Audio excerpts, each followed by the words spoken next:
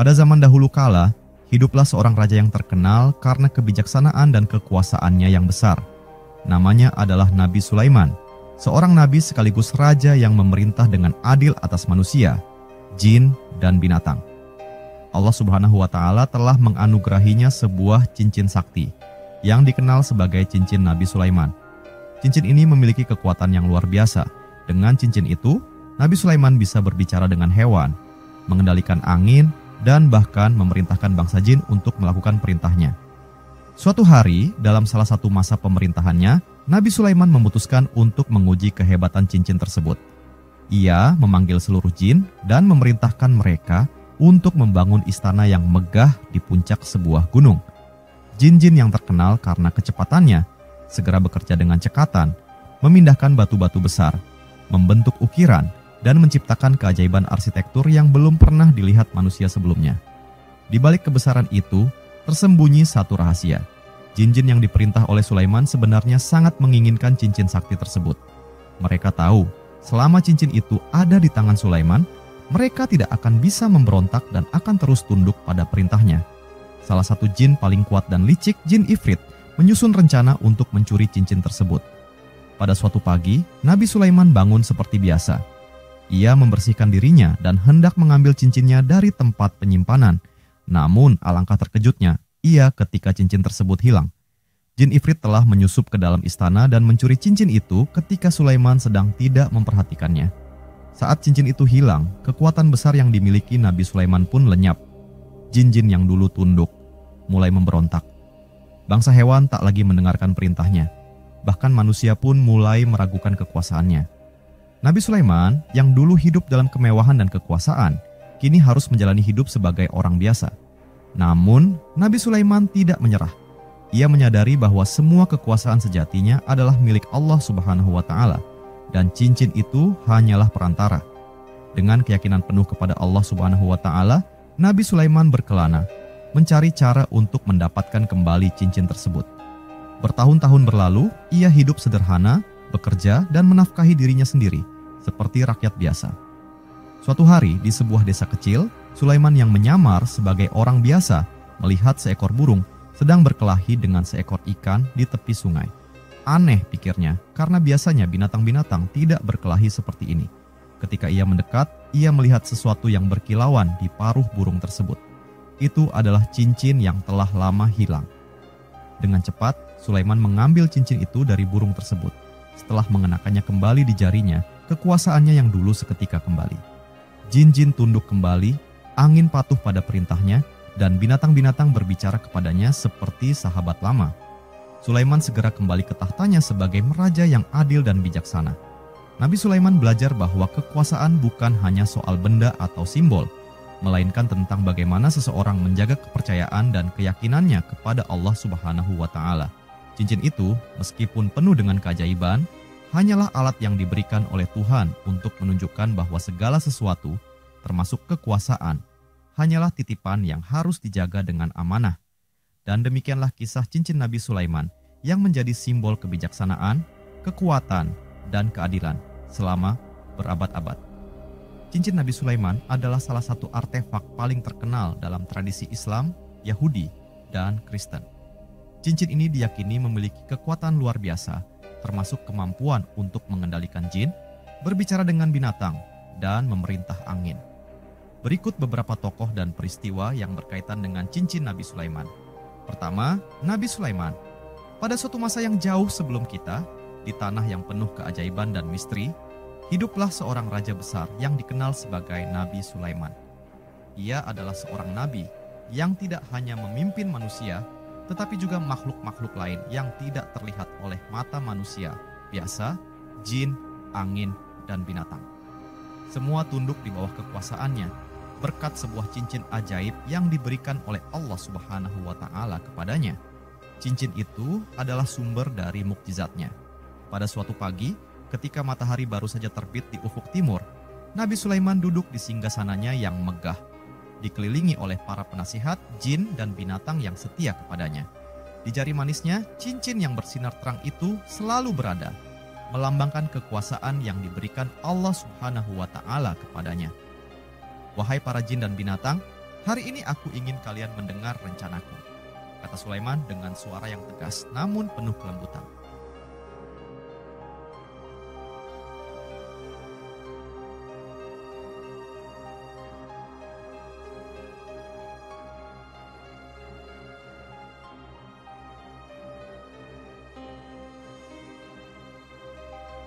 "Aku ingin membangun sebuah istana yang belum pernah ada di muka bumi ini. Sebuah istana yang mampu menampung seluruh makhluk, baik yang terlihat maupun yang tak terlihat." Para jin dan binatang saling memandang dengan kagum. Seekor burung hudhud yang terkenal sebagai utusan Nabi Sulaiman pun terbang mendekat. "Wahai raja yang bijaksana, apakah kami bisa membantumu dalam hal ini?" Sulaiman tersenyum. "Tentu, hudhud. Kalian semua akan berperan dalam proyek besar ini. Jin akan mengangkat batu-batu besar, burung-burung akan membawa kayu, dan setiap makhluk akan memainkan peranannya. Namun, di antara jin-jin yang mendengar perintah itu, ada satu yang memiliki niat jahat. Jin Ifrit, jin yang dikenal karena kekuatannya dan kecemburuannya, diam-diam menyimpan dendam kepada Sulaiman. Ia tahu, selama cincin itu ada di tangan Sulaiman, ia dan para jin lainnya tidak akan bisa bebas. Maka, Ifrit mulai merencanakan sesuatu. Suatu hari, ketika Nabi Sulaiman sedang mandi di sungai, ia melepaskan cincinnya dan meletakkannya di tepi sungai. Jin Ifrit yang licik telah menunggu saat seperti ini. Dengan kecepatan yang luar biasa, ia menyamar menjadi salah satu pelayan istana dan mencuri cincin itu tanpa sepengetahuan Sulaiman. Setelah mandi, Sulaiman kembali dan mencari cincinnya. Namun ia tak menemukannya. Ia memeriksa tempat itu beberapa kali, namun cincin itu hilang. Dengan perasaan khawatir, Sulaiman menyadari apa yang telah terjadi. Cincin yang selama ini menjadi alat mukjizatnya telah dicuri. Sulaiman bergegas kembali ke istana, tetapi sesuatu yang aneh terjadi. Saat ia masuk ke dalam istananya, para penjaga tidak mengenalinya. Mereka menolak untuk membiarkan Sulaiman masuk, karena tanpa cincinnya, ia tampak seperti manusia biasa. "Wahai penjaga, bukalah pintu. Akulah Sulaiman, raja kalian," serunya dengan tegas. Namun, para penjaga hanya menggeleng. "Maaf, wahai orang asing, Sulaiman adalah raja kami, dan engkau hanyalah orang biasa. Pergilah." Sulaiman, yang kini tak lagi memiliki kekuasaannya, terpaksa meninggalkan istana. Ia pergi jauh, berkelana sebagai orang biasa, bekerja dan hidup dengan sederhana. Sementara itu, Jin Ifrit yang kini memiliki cincin tersebut menggunakan kekuatan itu untuk menyamar sebagai Nabi Sulaiman, memerintah kerajaan dengan cara yang tiran dan penuh penindasan. Hari-hari berlalu dan Sulaiman tetap berdoa kepada Allah Subhanahu wa Ta'ala, berharap untuk mendapatkan kembali kekuasaannya.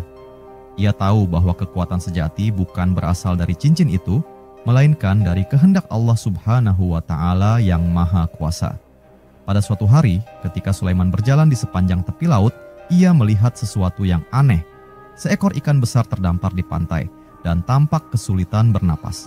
Merasa kasihan, Sulaiman mendekati ikan itu dan membantunya kembali ke air. Namun, saat ikan itu berenang pergi, tiba-tiba sebuah benda kecil berkilauan di dalam mulut ikan tersebut. Sulaiman tercengang. Itu adalah cincinnya yang hilang. Dengan penuh rasa syukur, Sulaiman mengambil cincin tersebut dan mengenakannya kembali di jarinya. Seketika, kekuatannya kembali. Jin-jin yang memberontak kembali tunduk, angin pun mengikuti perintahnya, dan binatang-binatang berbicara kepadanya lagi. Ketika ia kembali ke istananya, para penjaga segera mengenalinya dan membukakan pintu. Jin Ifrit yang tengah duduk di singgasana terkejut ketika melihat Sulaiman masuk dengan penuh wibawa. "Wahai Ifrit, kini aku telah kembali," kata Sulaiman dengan tenang namun penuh kekuatan. "Cincinnya bukan milikmu, dan kekuasaan itu hanya bisa diberikan oleh Allah Subhanahu wa Ta'ala kepada hambanya yang setia." Ifrit gemetar ketakutan, menyadari bahwa tipu muslihatnya telah gagal. Dalam hitungan detik, ia menghilang dan Sulaiman kembali duduk di tahtanya. Sulaiman mengangkat tangannya dan berdoa, "Segala puji bagi Allah Subhanahu wa Ta'ala yang telah memberikan pelajaran kepadaku bahwa kekuasaan sejati bukan berasal dari cincin atau benda apapun, tetapi hanya dari kehendak-Mu, ya Allah Subhanahu wa Ta'ala." Dan sejak saat itu, Sulaiman memerintah kerajaannya dengan lebih bijaksana. Ia selalu mengingat bahwa meskipun ia memiliki kekuatan besar, segala sesuatu hanyalah titipan dari Allah Subhanahu wa Ta'ala yang harus dijaga dengan penuh tanggung jawab. Kedua, jin ifrit. Pada suatu masa, di kerajaan yang megah dan penuh keajaiban, Nabi Sulaiman dikenal sebagai raja yang adil dan bijaksana. Allah Subhanahu wa Ta'ala memberinya kekuatan yang luar biasa melalui sebuah cincin sakti. Cincin itu bukan sembarang perhiasan. Ia memiliki kekuatan untuk memerintah manusia, binatang, dan bahkan bangsa jin. Dengan cincin tersebut, Nabi Sulaiman bisa berbicara dengan burung, mengendalikan angin, dan memerintahkan bangsa jin untuk melakukan apa yang diinginkannya. Namun, di balik keajaiban dan kedamaian kerajaan itu, ada satu jin bernama Ifrit yang tidak senang dengan kekuasaan Sulaiman.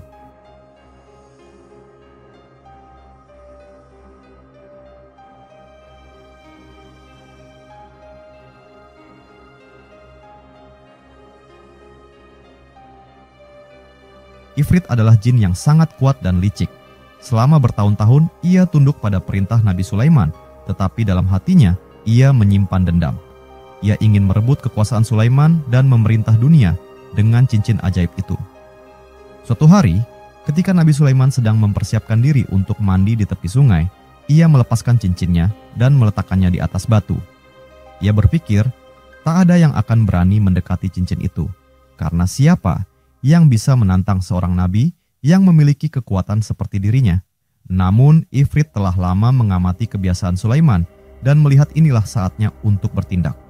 Saat Sulaiman menyelam ke dalam air, Ifrit dengan cepat mengambil bentuk manusia, mendekati batu tempat cincin itu terletak, dan dengan licik mengambilnya. Dengan cincin itu di tangannya, Ifrit segera menyusup ke istana dan menyamar sebagai Nabi Sulaiman. Setelah mandi, Nabi Sulaiman keluar dari sungai dan mencari cincinnya. Ia segera menyadari bahwa cincin itu telah hilang. Hatinya mulai merasa berat.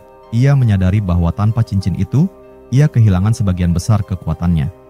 Dalam kekalutannya, Sulaiman kembali ke istana, berharap bisa menemukan jawaban.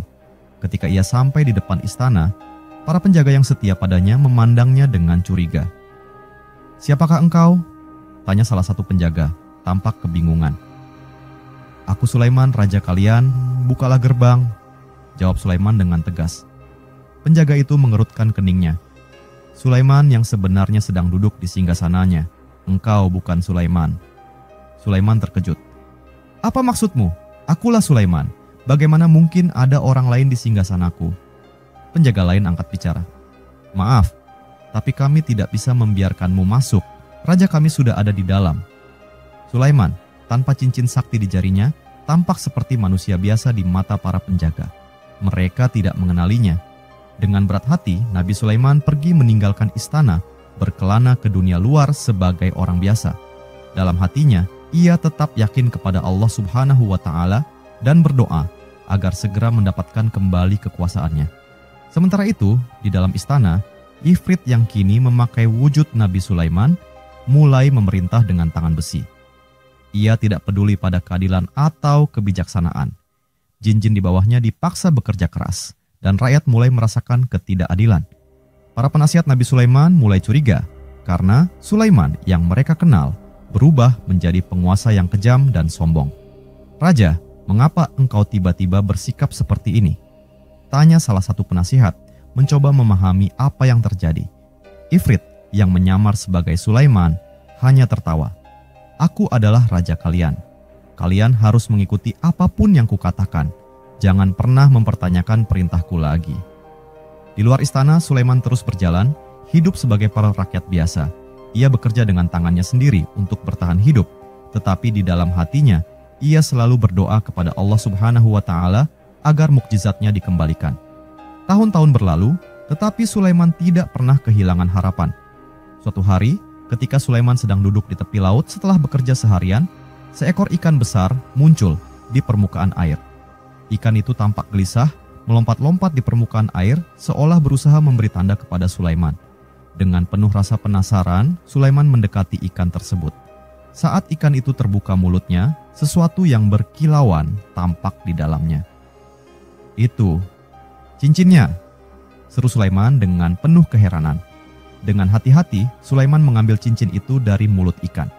Ia mengenakannya di jarinya, dan dalam sekejap, seluruh kekuatannya kembali. Angin kembali patuh pada perintahnya, dan jin-jin yang dulu memberontak segera tunduk. Sulaiman tahu bahwa ini adalah jawaban dari Allah Subhanahu wa Ta'ala atas doa-doanya. Tanpa membuang waktu, Nabi Sulaiman segera kembali ke istana. Para penjaga yang dulu tidak mengenalinya kini membungkuk hormat saat ia mendekat, karena mereka merasakan aura kekuasaannya yang kembali.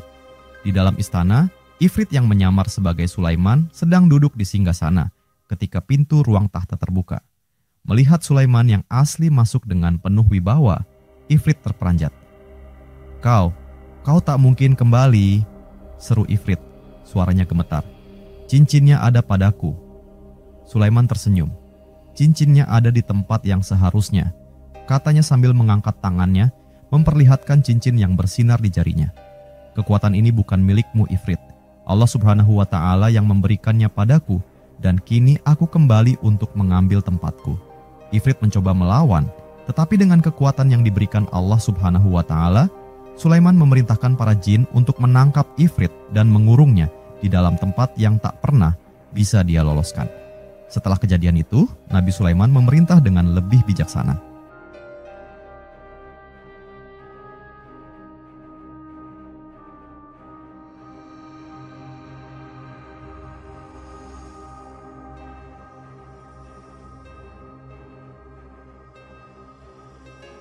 Ia belajar bahwa kekuatan sejati bukan berasal dari cincin atau benda-benda ajaib, tetapi dari keyakinan kepada Allah Subhanahu wa Ta'ala dan keadilan dalam memimpin.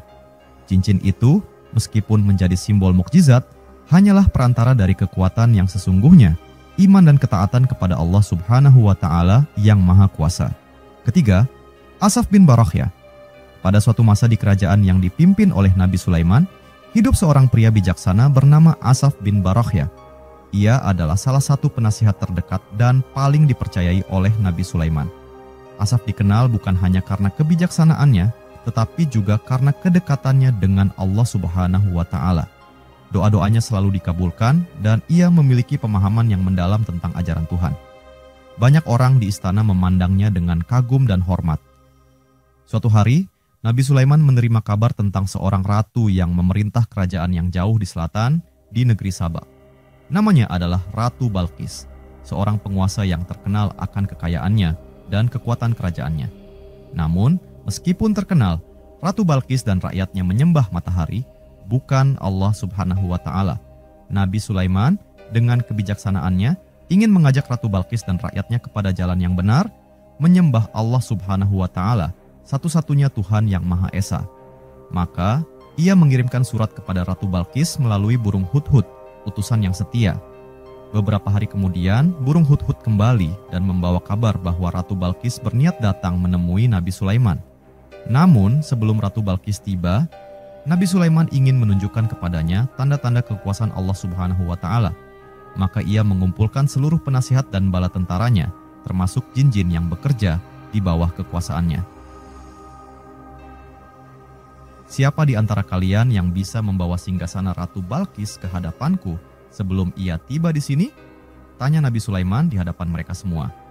Seorang jin yang kuat, Ifrit, segera maju ke depan. Dengan nada penuh kebanggaan, ia berkata, "Aku bisa membawanya sebelum engkau berdiri dari tempat dudukmu, wahai raja." Jin Ifrit memang terkenal karena kekuatan dan kecepatannya, tetapi Sulaiman tahu ada seseorang yang bisa melakukan lebih dari itu.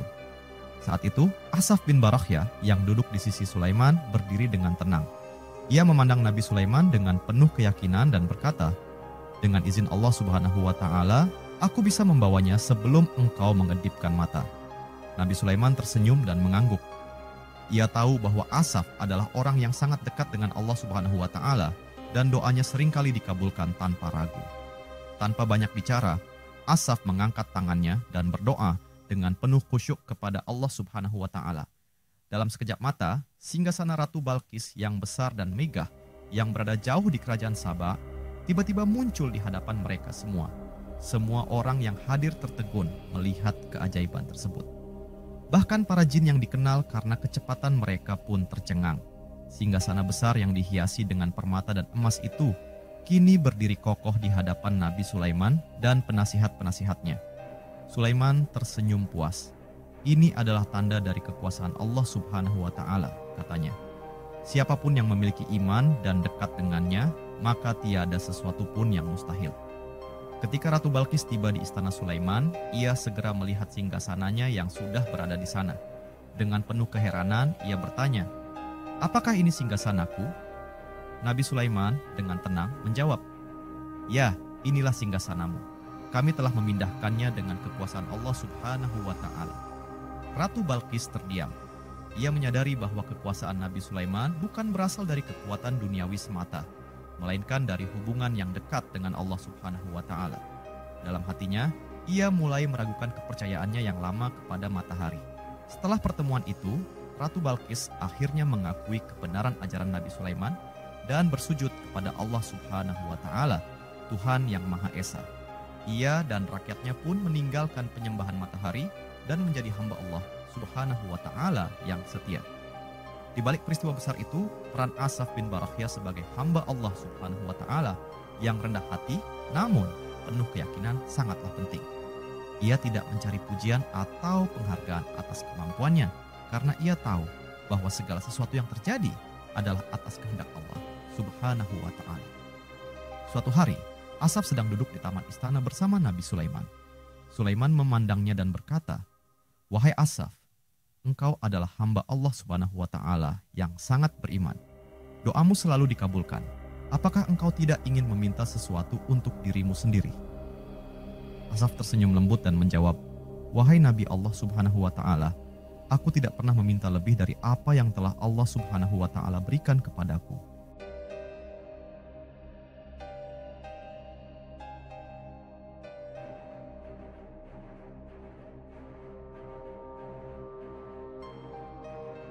Cukuplah bagiku untuk selalu berada dalam ridha-Nya dan menjalankan perintahnya. Segala sesuatu yang aku lakukan hanyalah karena Allah Subhanahu wa Ta'ala. Sulaiman terdiam sejenak, terkesan dengan kesederhanaan dan ketulusan hati Asaf. Engkau benar, Asaf. Kebahagiaan sejati tidak berasal dari harta atau kekuasaan, melainkan dari kedekatan dengan Allah Subhanahu wa Ta'ala.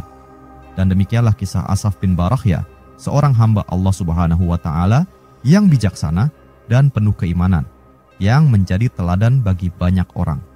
Ia menunjukkan bahwa kekuatan sejati datang dari iman, doa, dan pengabdian yang tulus kepada Allah Subhanahu wa Ta'ala. Dalam setiap langkahnya, Asaf selalu berusaha untuk menjaga kedekatannya dengan Sang Pencipta, dan itulah yang membuatnya menjadi sosok yang luar biasa di mata Nabi Sulaiman dan seluruh umat. Keempat, Ratu Balqis, Ratu Syeba.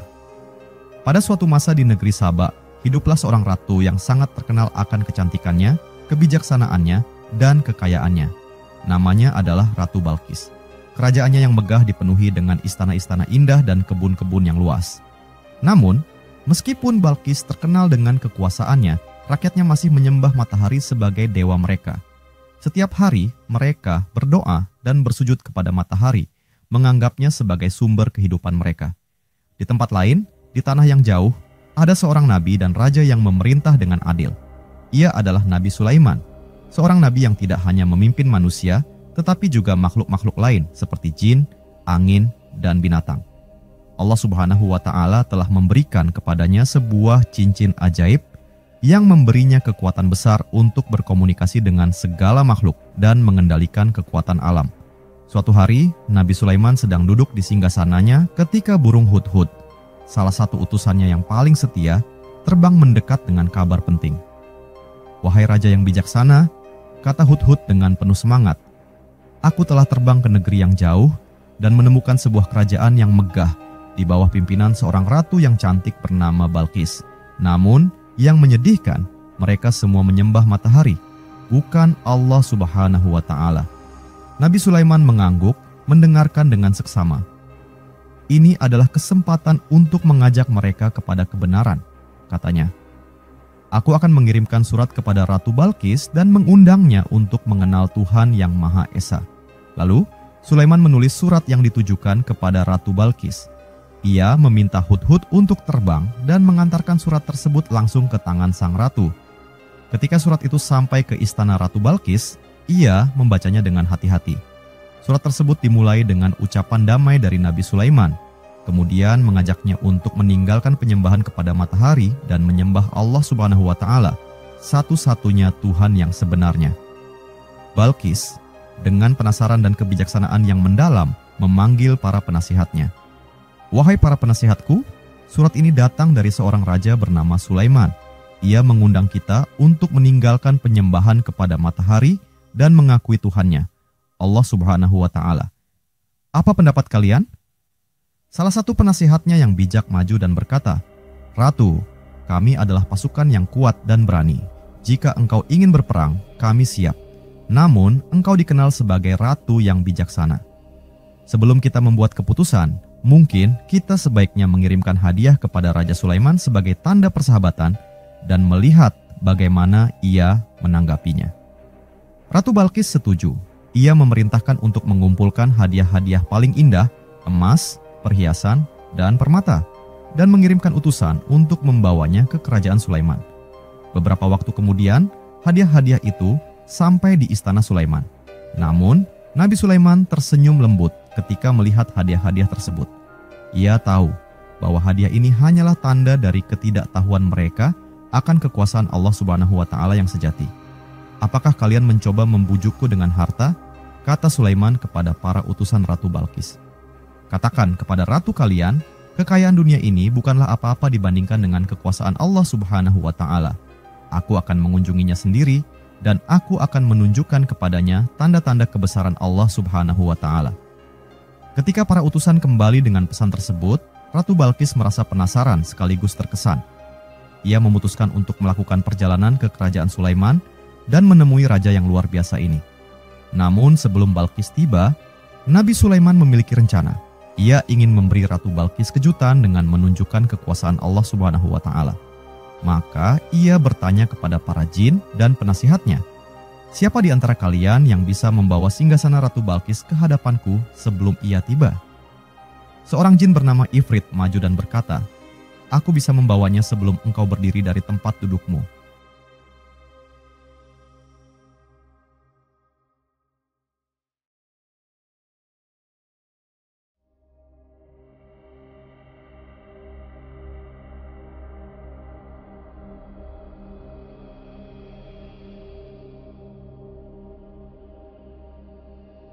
Namun, seorang penasihat bernama Asaf bin Barakhya yang dikenal karena kedekatannya dengan Allah Subhanahu wa Ta'ala berdiri dan berkata, "Dengan izin Allah Subhanahu wa Ta'ala, aku bisa membawanya sebelum engkau mengedipkan mata." Nabi Sulaiman mengangguk, dan dalam sekejap, singgasana megah Ratu Balqis yang berada jauh di negeri Saba tiba-tiba muncul di hadapan mereka. Seluruh orang yang ada di ruangan itu tercengang melihat keajaiban tersebut. Ketika Ratu Balqis tiba di istana Sulaiman, ia dikejutkan oleh pemandangan yang tak terduga. Di hadapannya berdiri singgasananya sendiri yang sebelumnya ia tinggalkan di kerajaannya. Dengan terkejut, ia bertanya, "Apakah ini singgasanaku?" Nabi Sulaiman tersenyum dan berkata, "Ya, inilah singgasanamu. Kami telah memindahkannya dengan kekuasaan Allah Subhanahu wa Ta'ala. Apa yang kau lihat ini adalah tanda dari kebesarannya." Balqis terdiam sejenak, merenungi apa yang baru saja ia saksikan. Ia mulai menyadari bahwa kekuatan yang dimiliki Nabi Sulaiman bukan berasal dari kekuasaan duniawi, melainkan dari Tuhan yang Maha Kuasa, Allah Subhanahu wa Ta'ala. Nabi Sulaiman kemudian mengajaknya masuk ke dalam istananya. Lantai istana tersebut terbuat dari kaca yang sangat jernih, sehingga terlihat seperti air. Ketika Balqis melangkah masuk, ia mengangkat pakaiannya, mengira bahwa lantai itu adalah kolam air. Sulaiman tersenyum dan berkata, "Ini hanyalah lantai dari kaca, wahai ratu, jangan khawatir." Ratu Balqis merasa semakin terkesan dengan kebijaksanaan dan kekuatan Nabi Sulaiman. Ia merasa bahwa selama ini ia hidup dalam kesalahan, menyembah matahari yang hanya sebuah makhluk ciptaan Allah Subhanahu wa Ta'ala, sementara Tuhan yang sejati adalah yang menciptakan segala sesuatu. Dengan rendah hati, Ratu Balqis berkata, "Wahai Sulaiman, kini aku percaya bahwa Allah Subhanahu wa Ta'ala adalah Tuhan yang Maha Esa. Aku telah salah selama ini. Mulai saat ini, aku dan rakyatku akan menyembah Allah Subhanahu wa Ta'ala, Tuhan yang benar." Nabi Sulaiman tersenyum penuh rasa syukur. Dengan kebijaksanaan dan kekuatan yang diberikan Allah Subhanahu wa Ta'ala kepadanya, ia berhasil membawa Ratu Balqis dan seluruh rakyatnya kepada jalan kebenaran. Dan demikianlah, berkat mukjizat cincin Nabi Sulaiman dan kebijaksanaannya, Ratu Balqis yang dulunya menyembah matahari kini menjadi seorang hamba yang setia kepada Allah Subhanahu wa Ta'ala. Kerajaannya yang besar dan kuat kini berdiri di bawah naungan iman yang benar.